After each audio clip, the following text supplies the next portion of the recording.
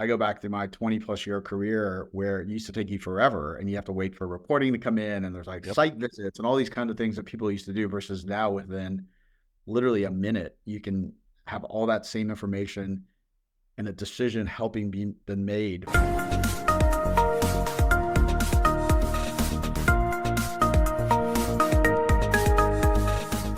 Hey, welcome to PayPod, where we bring you conversations with the trailblazers shaping the future of payments and fintech. My name is Kevin Rosenquist. Thanks for listening.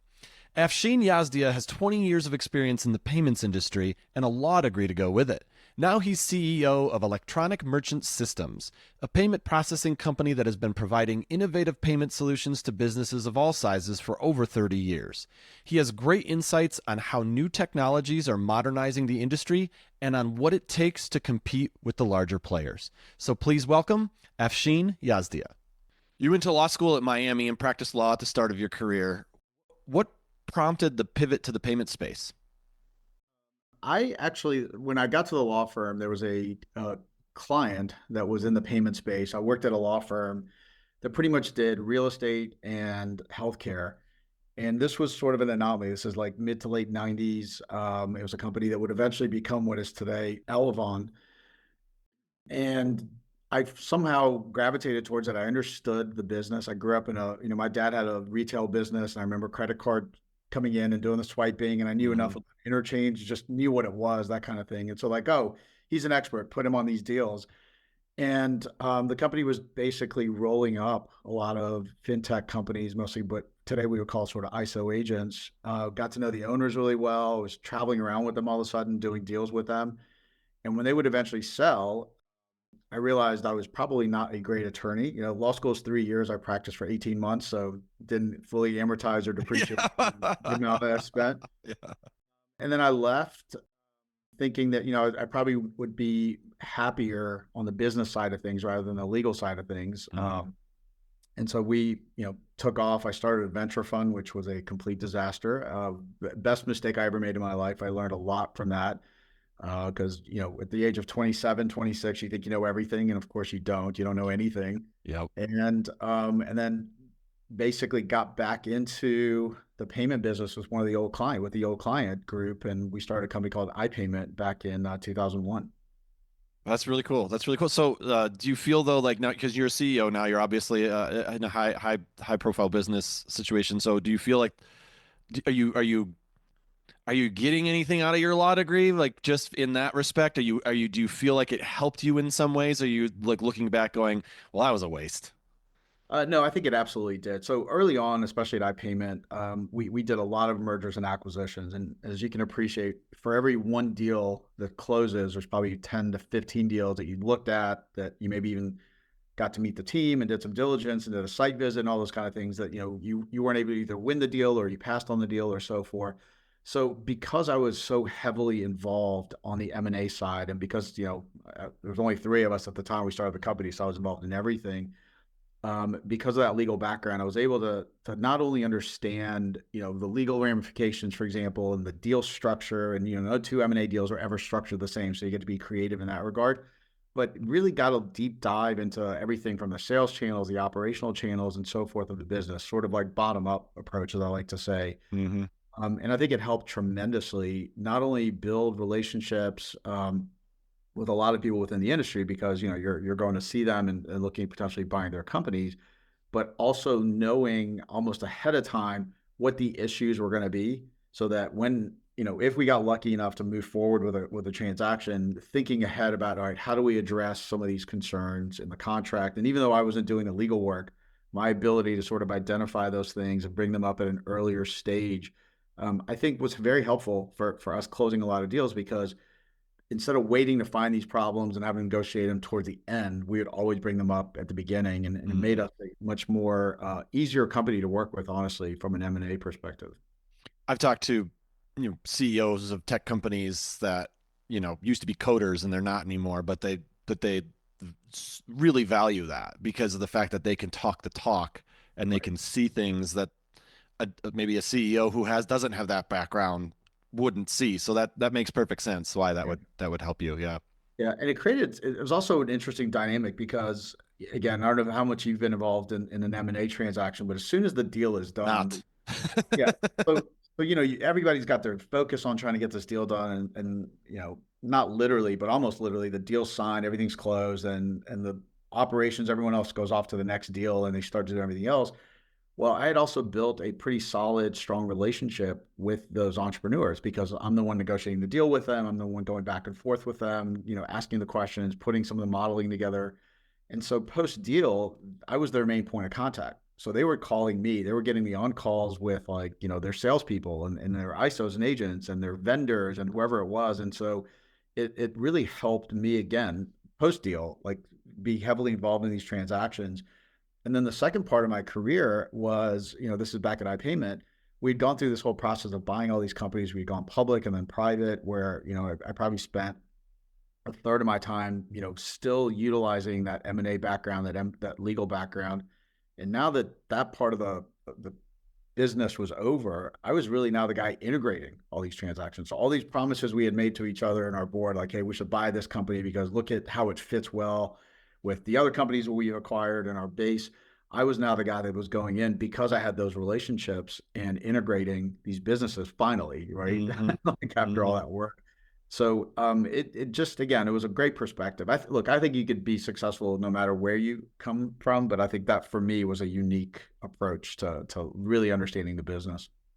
Yeah, you're right. Yeah, you can be successful no matter where you come from, but there are certainly advantages to having certain skill sets and Certain certain skill, yeah. educations. Yeah, yeah, yeah.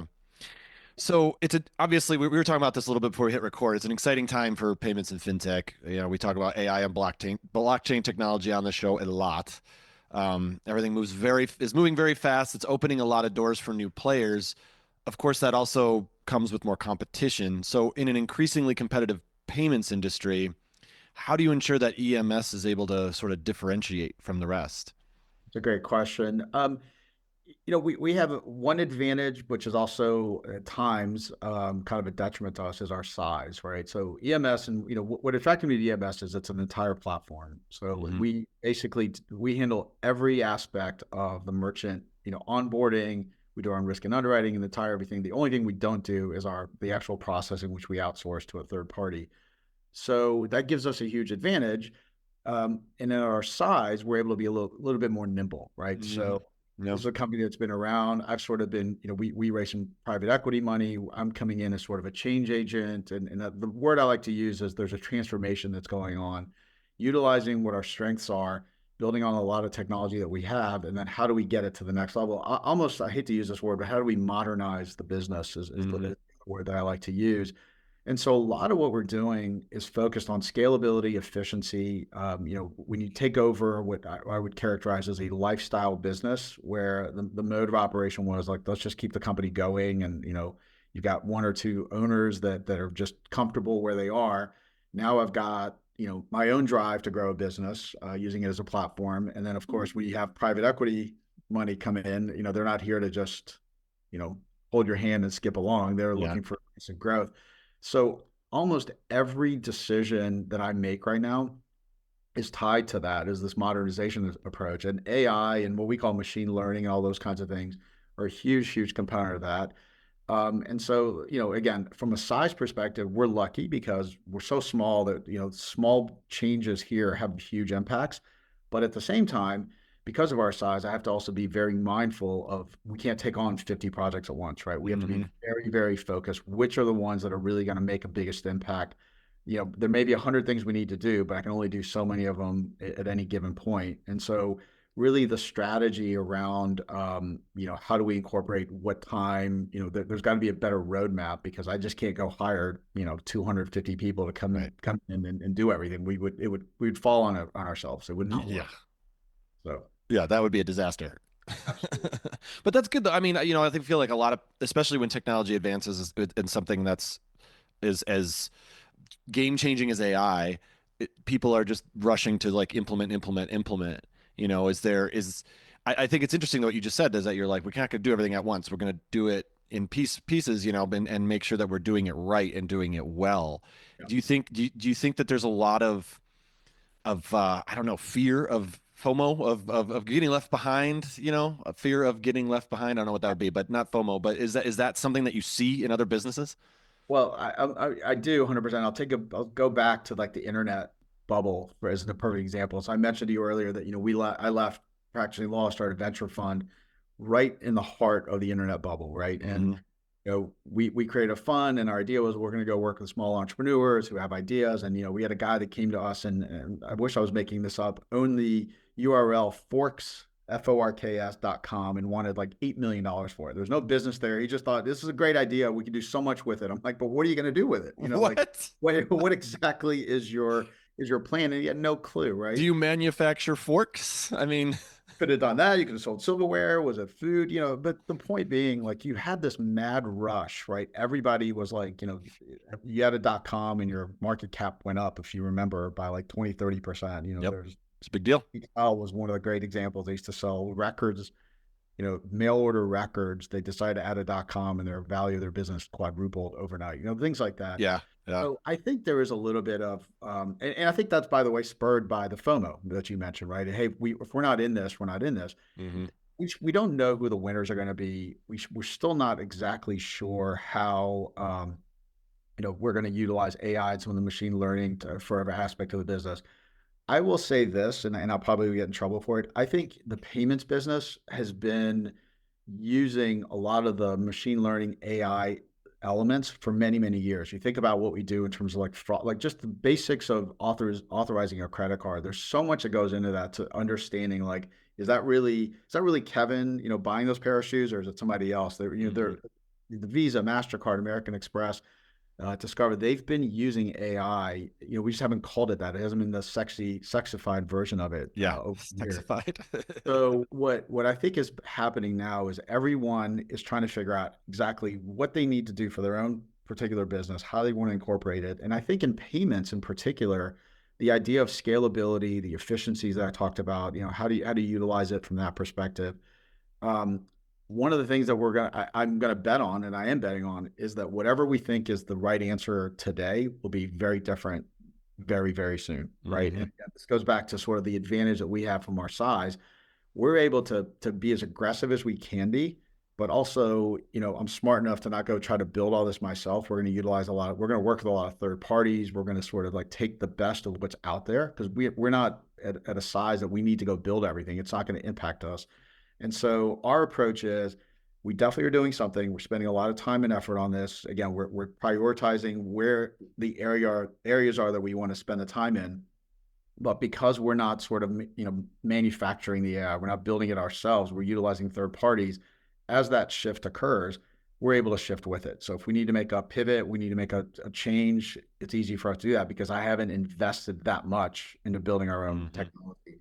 I think for some of the bigger players, though, they are going to have to make an investment. They are going to have to like put their foot down. They're going to have to pick a lane and go with it. And I think that everyone will be fine. Everyone will be successful.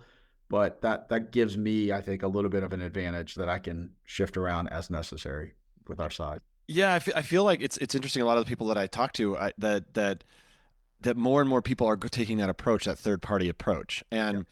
and it's obviously opening the doors for a lot of different startups and new companies and stuff to try to build products that they can outsource to people, or that they can sell to people. But even bigger players, I feel like, are kind of maybe considering that route too, just from a staffing perspective and a management and a risk and all that kind of stuff. And do you see that trend continuing? Do you think that more and more people are going to use third party apps? I think it just changes so fast, right? The Hmm. technology changes so fast. And again, I go back to the term focus. I think businesses now run much more efficiently than they ever had. CEOs understand that when you're in a rapidly changing environment, focus on what you're good at. Hmm. Whether it's one or two things, like, for our company, for example, we know that, right now our strength is distribution. So all of my investment in AI and whatever technology that we build is, how do we make that process easier, smoother? We talk about the merchant experience, the customer experience, like that's what we're focused on. But I agree with you. I think large businesses or small are sort of on the same approach here of what's actually going to help me differentiate. What do I Hmm. where do I need to invest? And a lot of times, going out and kind of becoming, investing within your own organization in areas where you're not an expert and you don't really understand well enough, it's better to outsource. And AI, ironically, is helping them make a lot of these decisions, right? Right. They're Yep. they're utilizing it in a way that says, you should not be building your own AI and machine learning systems. You should use third parties that's what they do for a living. This is Mm-hmm. what they wake up every day doing. You're in payments, focus on payments, but figure out how to utilize our systems within your ecosystem. Mm-hmm. Yeah, for sure. Is there anything like as far as, the excitement of technology and fintech and where things are heading? Is there anything that has you specifically kind of jazzed up? Like you're like, oh, this is gonna be cool. Yeah, I mean it's both jazzed up but also worried, I guess, at the same time. Right? Yeah, So that we seems to look be at seems to be a lot of people who feel that way. Yeah, Yeah. so I'll pick just from a call that I had this morning. We've hired an unbelievable underwriting team. We're going through this whole process of data and analytics in terms of like making decisioning. The idea that we would like to, with our line of business, we deal with mostly small medium businesses, so it's critical that we're able to get a decision back to somebody that you're approved for an account and so forth and so on. So how do you do that? You talk about the experience, but how do you use AI? How do we use Mm-hmm. information to quickly gather all the information? We built our own ecosystem now where you can have a scoring system that we know this is a good merchant. We can get back to them immediately as we can. That's exciting, right? So things that would take a lot of people many years ago or a lot of time, even a few years ago, that we can now not quite instantly, but pretty close to instantly decision on because of the utilization of artificial intelligence. It's phenomenal. Mm-hmm. And there's the Mm-hmm. dark side of that, the Mm-hmm. fraud. Yeah. So the level of fraud has absolutely increased significantly because it's so easy. So the ability for people to fabricate, fake IDs, steal information, create fake identities, just literally from scratch through AI, they can build an entire identity within minutes, right? Mm-hmm. All those kinds of things. And how do you make sure that, yes, we want to move fast. We want to be as quick as possible. We want to rely on these systems, but there is now more fraud coming through the system, more people applying for fake, merchant accounts and so forth and so on than ever. So there's a good and bad, right? So I feel like every time we take a couple steps forward, they're getting closer to Mm-hmm. the fraud side. So it feels like it's a never ending thing, but it does excite me. I think once, as long as we can stay ahead of the game, and as long as we sort of continue to invest and look at the right approach to this, will be great. But those are things that, I go back to my 20 plus year career where it used to take you forever and you have to wait for reporting to come in and there's like Yep. site visits and all these kind of things that people used to do versus now within literally a minute, you can have all that same information and a decision helping been made for you is quite exciting. And I think it'll help continue to drive the business forward. Do you feel like the good guys are ahead still, or is it more even? I would like to say yes, and I think so. But man, there's definitely a lot of effort by the bad guys Yeah. to just figure it out. And I think, look, in any new technology, you always see that, right? Yep. You always see, when the internet started, you saw a lot of fraud. I mean, whatever it is, you see, like think about music, piracy, and all that kind of stuff. Like it was, Totally. so there's always going to be some elements of that. We're lucky as an industry. We have a great ecosystem. And while I do think there's a lot of change that's happened, and there's still going to be a significant amount of change, things that you and I can't even imagine at this point that will occur over like say the next 10, 15, 20 years. Because it's a somewhat mature industry, we're so critical to commerce, period, right? In terms of what we do, in terms of people buying and selling and so forth, that there's enough, within our ecosystem to stay ahead, but it is harder every day, honestly. Like Hmm. it's a lot of work. So Yeah, yeah, you're right, and you're right. Every technological advancement has that. I even remember when MySpace came out, and like all the fake accounts and people asking weird questions, and you were just like, "Why do you need that information?" And there was all that stuff started way back then, before Facebook and Instagram and TikTok were even yeah, on the radar. So that's right. it's That's right. interesting how that works. I was gonna bring up. We were talking before about staying, competitive. I'm helping a buddy of mine open his bar, and he's using Toast for his POS. Obviously, industry standard platform. People know it. You guys work with restaurants and bars as well. How do you compete with companies that have such name recognition, especially when they're within certain specific industries? Yeah. And by the way, your buddy will get a call from me. We're going to sign him up for. But no, and also, but that's a great question. I mean, look, the good news again, you go back to the size and depth of this industry, it's huge, right? Hmm. There's plenty. I remember seeing stats, not too long ago that in any given year, there's between 1.5 million to 2 million new business startups, and that could be a guy mowing your lawn, but it could be like a real business, like your buddy starting a bar is an example of that. So what we're really sort of focused on at a company the size of EMS is this concept of optionality, right? And so I'm not going to pick on Toast specifically, but Toast has a great POS system that's expensive and it works Hmm. for certain size businesses. There's plenty of other businesses that don't have the capability to make that kind of investment. A lot of times when businesses have to change, you think about like from an e-commerce perspective, our ability to have optionality with a variety of different gateways. You don't have to go through the integration again. We have optionality in terms of price. We have optionality in terms of like level of service we provide. Whatever it is. So we're kind of looking at this. We're not quite a bespoke because that's not scalable, but our ability to sort of have like a menu approach that says, what is it that this particular merchant's looking for? How do we sort of go in? And our differentiation is the optionality. Whereas, in Toast's example, there's not a lot of negotiating on the price. There's a lot of like, fees and so forth and so on. And again, for a lot of small businesses, it's it seems easy, but it's not. Right? So we're able to come in. We've got a lot of the same equipment. We've got great POS systems. We have all these things that we use and utilize to differentiate ourselves. And we'll continue. And this goes back to the other comment that I made earlier. Our ability right now to sort of focus on our core business and then partner with third parties, we can have a suite of products that Hmm. you choose from, not just, we have A or B and that's it. And this is the pricing is A, we provide that optionality and the differentiator that comes with it. That's a good point. I mean, I don't want to pick on Toast either, but they, I was part of that process, and you're right. It was expensive, and it's somewhat customizable, but it's all packages. Like you have to do certain things. So I totally understand what you mean. If you're a small business, you want to have a little more control of, okay, I don't really need this piece that's in this package, but I want that piece that's in this package, and it's not always available at some of the bigger players. You got to kind of pick what Yep. they want you to pick. And the rates are not negotiable, right? So we're No, able they're to go not. I in and sort tried. of be, yeah, no, so that's the point. We're able to be a little bit more,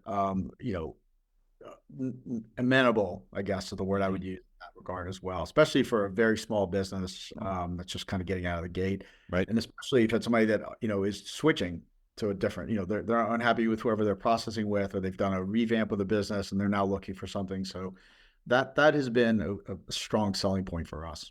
Hmm. I want to talk a little bit about payment options. My wife and I we pay everything with our credit card so we can get points. Not uncommon. Obviously, a lot of people do that. But over the past 5 years or so, I've noticed a lot more merchants charging the customer for Yep. using cards. And I know that for a while that was, you know, it was not legal in certain states, and like that's kind of come out. And I get it. I mean, I have my own business, and paying those fees is a real drag. It totally is. But do you see any data that shows that people might start using credit cards less because of this? I've not seen that. Yeah, I think look, we call that here the dual pricing option, right? right. You've heard cash discount, you've heard surcharging, whatever you want to call it. But the idea that, and I'm old enough to remember when gas stations used to have the two prices. You had your per gallon cash versus credit card, I remember that. right? Absolutely. So Yep. that's been going on. I don't think so. Look, I do. I'm going to speak now more as a consumer first, and Hmm. then like I do sometimes get there's a there's a moment of like, huh, like they're charging me or they're giving me a discount if I pay cash versus whatever, Yep. and so forth and so on. And I would say 99.9% of the time, I will go ahead and just use my credit card because the convenience and everything that comes along with it. Me too. Yeah. I think there's certain sectors where I don't believe that's going to turn away consumers. Places you're not going to go to on a day-to-day basis. You go to buy tires, you go to the mechanic, places you're only going to go to, once in a while. They're not places you go to regularly. Versus, I think if you start, grocery stores where people go to constantly, or even some restaurants and especially small, medium businesses, things like that. I could see that having an impact a little bit of one of two things. Either, people actually starting to pay with cash a little bit more because it's why not type of scenario. And Right. you're getting that many points for it, and it's not maybe not worth it. Yeah, you're right. That's a good point. Yeah. Two, if there's two coffee shops next to each other and one has that and the other doesn't, do you gravitate towards the other one? So I Yeah. think, How loyal are you to the coffee? yeah, Yeah. I Yeah. think merchants have to be a little bit aware of how that plays out, and how that's sort of presented and so forth and so on. But nothing we've seen. I mean, we're seeing volumes continue to increase. And so nothing in our numbers shows that it's there. I will tell you from a sales perspective, we talk about that. We offer that to merchants and on the retail side, obviously, and a lot of retailers will think about it and then they'll go against it. They don't feel like it's what they want to do. They'll figure out a way to sort of make up that that cost, if you will, to them through other scenarios or other avenues, whatever. But I don't think it's going to go away. I think it'll continue to grow, but I don't think it impacts credit card usage the way Hmm. people. Okay. That's interesting. Yeah. I mean, honestly, like if you're whether you're paying it or not, you're paying for it, right? I mean, businesses aren't stupid. They're going to raise their prices to a level to make sure they can make up for that loss. So it's in to some degree, it's like, well, I'm going to be paying that at another place, just in a I different way. was at a restaurant a couple of weeks ago that the receipt was incredibly long. It was a really fancy restaurant. So they had the cash price and then they had the credit price. And then they had tip for your waiter and then a tip for the kitchen staff. It took me like 20 minutes to figure out the time. I'm like, how am I going to do all this? And so again, people have to be smart about that. Like tipping has become another, area of like annoyance, I guess maybe, Sure. to the point that there's now commercials making fun of like, making fun of the fact that you have to tip for everything. For everything. Yep. I was at the airport through one of those like Amazon Go type scenarios, literally got a bottle of water and didn't talk to a human. And as I was walking out and, paying, that had a tip option on there. Hmm. It's like, who am I even tipping? Yeah. Like, so, Was there anybody here? Like, there's anyone, there's no one here. But so I think I throw that in the same bucket. I think, merchants have to be somewhat cognizant and aware of like overburdening the consumers. And so it's yes. right. I think we're fine, but and I think it has started to like mellow out a little bit on that regard. It seems kind of, you said you're at a fancy restaurant, so maybe they don't care, but don't make me split up the tip between the front house and back of house. I Yeah, mean, that's ridiculous. Like that's not I don't need to do that. I just want to eat food and have a good time, exactly. Getting a little drink a ridiculous. cocktail. I just want Exactly. mobile processing is something we've seen a lot more of. I know you guys are heavily involved in that. You've got your food trucks, your farmers markets, even salons. I mean, my chiropractor uses one of those. Is Yeah. that like going to take over? Is our terminals going to go away at some point, you think? I don't think terminals go away. I think they're still going to, they're going to still be part of the ecosystem, especially for, larger retailers and so forth and so on. But, we're invested heavily in a company called Paisley. I could do a little plug there. Sure. Do it, But, please.